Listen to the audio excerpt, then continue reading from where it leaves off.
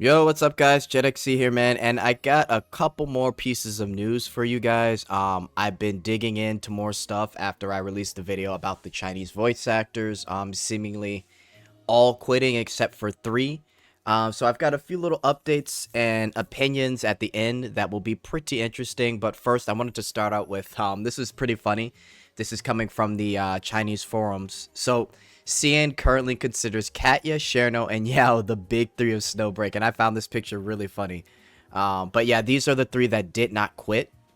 Now, we've heard from Katya and Cherno. Essentially, they share the same sentiment. Both of them started out as this is like their first big breakthrough game, so they have a big connection with the community and with SnowBreak. Yao hasn't spoken, but I actually got some information. Apparently she replied. I think it was way earlier today, but someone that follows me on X gave me the scoop, so I'll read that to you guys in a sec. But real quick, it said this is related to the fact that there are only 3 characters whose VAs did not leave. There was even someone who made a joke. And here's a joke. Cherno didn't leave because she's the strongest person in the black holes. Katya didn't leave because she marked SnowBreak's transformation, which is very true. Yao didn't leave because she's too lazy to speak. Real quick, here's the last note. Let me zoom in for you guys. So, Cherno said on her account that she didn't leave because Cherno is a special character for her. It's the first character that she has dubbed in her career, and that she really, really loves her. That is that at first she was afraid of having to leave too, but in the end she is very happy to be able to stay and continue to dub Cherno. So pretty cool, right? Pretty cool. And then this is just talking about like the blacklist rumors, which I went over in the last video, so I'll link that in the description and at the end of the video too for you guys to check out. So now let's get into more stuff here. So if we take a look, this says Yao CN voice actress finally speaks, and thanks to A Fresh Perspective, he actually tagged me in this. So we're gonna bring this up and we'll read it here. So this is Yao's Chinese VA. I was shocked when I woke up. First of all, thank you for the attention. Some friends have expressed concerns. Dansu, I'm not sure what that means. Please don't think too much about it. Whether to stay or go is everyone's personal choice, and no one will interfere. Even if the teachers who choose to quit, I believe they still wish the game to develop better and better with the blessing attitude. And again, this is kind of translated, so it might sound a little quirky, but bear with me. Choosing to stay will not have any impact on me. An actor's job is to unconditionally accept all aspects of their role, and the same is true for the game characters. I have always believed in the role chooses us rather than us choosing the role. Interesting. Okay, so during the creation process, both director Mori and myself worked very hard on this character. We also wanted to present a living person, not just a hand-drawn image. So I am very grateful to director Mori for his guidance. Both party A and the director have always done a good job of protecting the actors, and the creative process has always been very happy and enjoyable. Even if everyone quits, I believe the previous efforts will not be in vain. The bond between the players and the characters has been formed and will not disappear with the replacement of actors. Therefore, no matter how it develops in the future, no matter how public opinions lead to evaluate it, for actors, we are just completing our own work. I hope that everyone will not feel sorry for this and try not to disturb the lives of relevant people. Respect and understand, as the saying goes, a role is a role and an actor is an actor. Although I'm very grateful for everyone's attention, I'm really a little bit social. Basically, she's an introvert, essentially. I've never seen so many little red dots on my account, and OCD patients are her OCD, basically, she kind of panicked. I really don't run social accounts, so I'm grateful for my friends' silent support. Just support the work and leave me alone. So, actually living up to her character, she's very quiet, very private person. So yeah, that's I thought that was a cute response. I thought that was a really good response. Let me know what you guys think in the comments. So real quick, we're going to go over, this is the last thing, and then I'll leave you guys with the video. We're going to quickly talk about how so real quick, I'm going to leave you guys with this little opinion piece here that was put up on Reddit, and I think it summarizes things really well, so I'm going to read it here. This is my last yap session, so we'll see how much I read, but I want to kind of go into this with you guys, so let's check it out. I'm sure by now everyone has had a peek into the recent development in surrounding SnowBreak, the overhaul of voice acting cast due to various reasons, and the alluded boycott, quote unquote, against CSUN by the Shanghai consortium consisting of large Shanghai-based gaming companies like MiHoYo, Sunburn, and iSnow, who forbid any voice actor working on any of their projects from voice acting for SnowBreak. Although the theory that SnowBreak is being boycotted might seem outlandish at first when paired with the fact that several voice actors like Ping Bo, Song Li's VA, Zhang Yang, and Lin Shu, Honkai Star Rail's VA's Lin Shu voices Himiko, who had nothing to do with SnowBreak, disses the VAs as filming softcore porn, quote unquote. Never mind that they themselves actually did voice acting for softcore porn, which is pretty hypocritical there, right? You could definitely look into their past as well for VA careers. And the fact that they were all linked to MiHoYo or some other Shanghai-based developer or voice acting company is suddenly, it suddenly doesn't seem that outlandish. But today, I'm here to argue about the credence of Shanghai Consortium's boycott. Instead, I'm going to talk about why the Shanghai-based game developers have a reason to hate CSUN and what this means for SnowBreak going forward. Okay, let's get into it. As all Snow Bros around the world know, SnowBreak has always been the subject of ridicule for various reasons. In the West, it is ridiculed for being too sexy and objectifying. In Asia, it is ridiculed for having a fan base that is too loud and overly demanding, with criticisms like this primarily coming from other fan bases like Genshin, HSR, and PTN, which is Path to Nowhere. The second criticism is what I'll be talking about.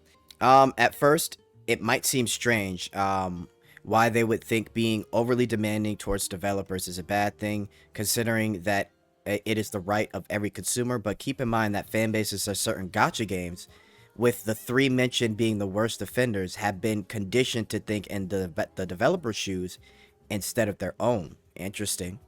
Basically, any decision the company makes is either always right or because of difficulty, even if it's self-censoring characters. That's very true. Or lowering the guarantee rate and forcing people to fork out more money, or just flat out ignoring players' complaints. For years, the Shanghai-based game developers have used this model of raking in more people through the idolization of the voice actors working with them and wide collaborations with content creators, while simultaneously conditioning their fanbase that it was normal to self-censor characters or ignore players, and that players should be beholden to the developers' whims even though they were the ones paying for the game. And because of their large size, even though some of their fanbase felt dissatisfied, they could see no better option elsewhere and therefore just convince themselves that it's normal. Which is very true. When Genshin was out for the past like 3-4 years, a lot of people just thought, if it's not Genshin, what am I playing, right? Kind of like how Facebook and YouTube are right now. People might not like it because of the data security concerns and the monetization of videos and posts, but being the biggest content sharing platforms, there simply wasn't any alternatives before TikTok's arrival, more on than later. SnowBreak came along. At first, they were just like Hoyo and the other Shanghai-based game developers, but without the enormous size and money. They were just one of those companies who tried to intimidate the MiHoYo route because it looked to be profitable, which, needless to say, brought them close to OS, which is very true. At this point of time, Hoyo and the other Shanghai-based game developers didn't care about them because they weren't doing anything out of the ordinary. They simply weren't a threat. That changed when SnowBreak changed their image and started leaning heavily into harem and fan service, with which attracted more players to its side and made the Shanghai Consortium feel that they were challenged. Were you expecting me to say that? While this is what most people would notice, this is only surface level reason for Shanghai Consortium to feel threatened. Because if it was only fan service, if they wanted to, they could easily turn the dial up all the way. And with their more superior art style and models, they would best SnowBreak, whose models still have a habit of glitching even after their production caught up. Looking at you right there, Life Avidity say. Very true, very true.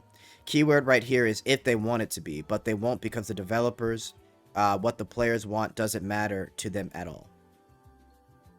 Or because to the developers, what the players want doesn't matter to them at all.